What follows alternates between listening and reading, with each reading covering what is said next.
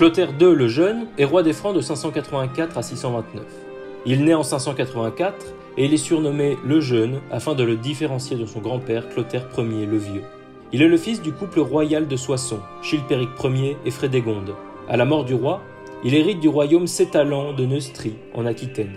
Cependant, la situation est presque désespérée. Son père est mort assassiné, et sa naissance a été cachée pour sa sécurité, et le royaume est en guerre avec l'Austrasie.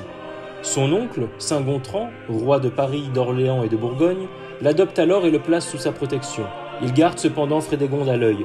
Il connaît sa réputation, et elle essaye même de l'assassiner, en plus de tuer un évêque pour retrouver son pouvoir. En 595, le bon roi Gontran s'éteint. Clotaire hérite alors des régions d'Orléans et de Paris. La Bourgogne, elle, revient à Childebert II, son cousin et roi d'Austrasie. En 597, meurt à son tour Frédégonde. Son fils a donc les mains libres pour diriger son royaume. Vers 600, la Bourgogne de Thierry II et l'Austrasie de Tibère II, tous les deux fils de Childebert, s'allient contre Clotaire. Le roi est battu, il ne reste alors plus que ses terres de Neustrie.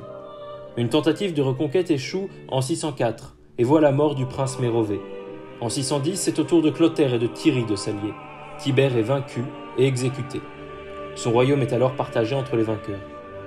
Peu après, Thierry décède de maladie et son jeune fils Sigbert II lui succède.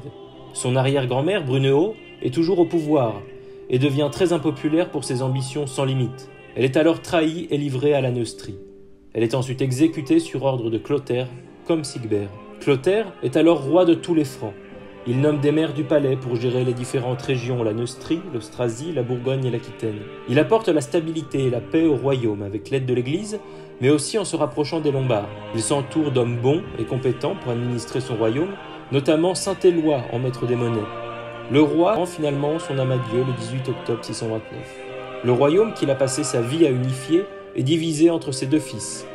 L'Aquitaine revient à Charibert II. Le reste est confié à Dagobert Ier le Grand.